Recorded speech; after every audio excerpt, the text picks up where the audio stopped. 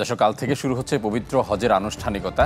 অত্যাধুনিক প্রযুক্তি ঐতিহ্যের মিশেলে এর মধ্যে বেশ কিছু ব্যবস্থা নিয়েছে সৌদি প্রশাসন। বাড়ানো হচ্ছে গ্র্যান্ড মসজিদের চারপাশের এলাকা, এতে বেড়েছে মুসল্লিদের ধারণ ক্ষমতা। উদ্ধার অভিযানে ব্যবহার করা হচ্ছে কৃত্রিম বুদ্ধিমত্তা চালিত ড্রোন সাকর। এবার 11টি ভাষায় হজযাত্রীদের পরামর্শ দেবে এআই চালিত সেবা কেন্দ্র। সৌদি প্রশাসনের তথ্য অনুযায়ী এখন পর্যন্ত 70টির বেশি দেশ থেকে 13 লাখের বেশি হাজি মক্কায় পৌঁছেছেন।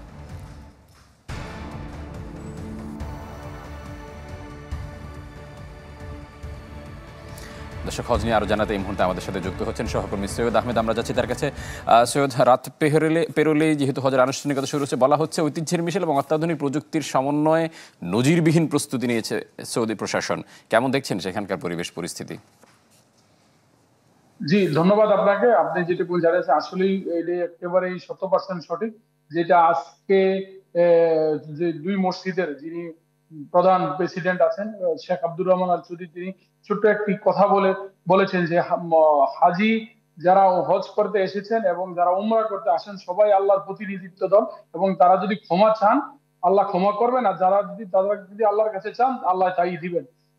এই শুরু থেকে তিনি কিন্তু কয়েকটি কথা খুব গুরুত্বপূর্ণ ভাবে বলেছেন, এবং মদিনা থেকে কিন্তু সকল হাজি সম্পূর্ণ কিন্তু মক্কা এখন অবস্থান করছে। আর কিছুক্ষণের মধ্যেই যে 20 থেকে 25 মিনিটের মধ্যে কিন্তু এখন এশার নামাজ শেষ হবে। এশার নামাজের পরপরই হাজিরা কিন্তু মিনার উদ্দেশ্যে রওনা দিবেন। কিছু হাজি কিন্তু আজ এশার নামাজের পরে যাবেন, বাকিরা কিন্তু রাত্রে আস্তে আস্তে সবাই যাবেন। ফজরের পরও অনেকে যাবেন, জোহরের নামাজের পরও যাবেন।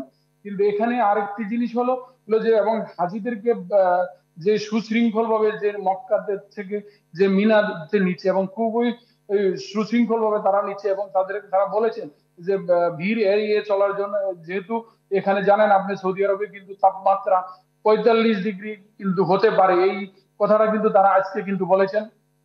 আরেকটি কথা বলেছেন যে মিনাতে আগে কিন্তু গত কয়েক বছর আগে যে পানির সমস্যা ছিল, এক বছর কিন্তু আরাফাতের ময়দানের ঠিক দক্ষিণ পাশে একটি বিশাল পাম্প করেছে তারা। সেখান থেকে তারা বলেছেন যে প্রতি ঘন্টা 1,40,000 মানুষকে যদি ঠান্ডা পানি দেওয়ার যে হাওয়ায় তারা এই মেশিনগুলি রেডি করেছেন, এবং সম্পূর্ণরূপে মক্কা মিনা মুজদালিফা আরাফা প্রস্তুত হাজিদেরকে রিসিভ করার জন্য।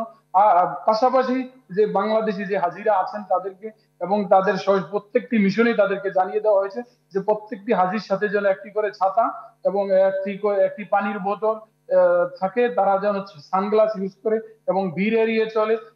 সকল ব্যবস্থাই কিন্তু আসলে কিন্তু সম্পূর্ণ। আর বিশেষ করে এই যে নজিরবিহীন নিরাপত্তা, এর কারণটাও যদি আপনারা দেখেন কত এই হজের সময় প্রায় 1 লক্ষেরও বেশি ভিসা কিন্তু তারা বিভিন্ন দেশের ক্যান্সেল করেছে, যেহেতু তারা বাড়ি ভাড়া সঠিক সময় নিতে পারে না।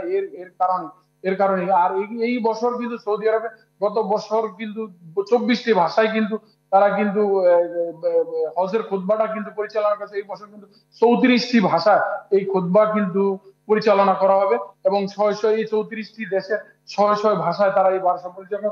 পাশাপাশি আরেকটি জিনিস কি আপনাকে বলি, দেখেন সৌদি আরবের যিনি মুফতি আছেন তিনি কিন্তু খুব গুরুত্বপূর্ণ আরেকটি কথা বলেছেন যে এই যে বাকি 3 দিন আছে, বৃহস্পতিবারে হজ, শুক্রবারে হজের খুতবা, শুক্রবারে জুমার খুতবা, শনিবারে ঈদের খুতবা, 3টি খুতবা কিন্তু খুবই গুরুত্বপূর্ণ এবং মুসলিম উম্মার জন্য দিক নির্দেশনা মূলক কথা, এবং হজ যে আল্লাহ যে ক্ষমা করবেন, এই তিনোটা জিনিস কিন্তু একই সিরিয়ালে কিন্তু এসে পড়ছে, এবং এই 3 দিন কিন্তু খুব গুরুত্বপূর্ণ। সবাইকে বলেছেন যে ইবাদত বন্দেগীর মধ্যে। সৈয়দ আহমেদ, আপনাকে অসংখ্য ধন্যবাদ। দর্শক, হজ নিয়ে সৌদি আরব থেকে আমাদের সাথে জানাচ্ছিলেন সহকর্মী সৈয়দ আহমেদ।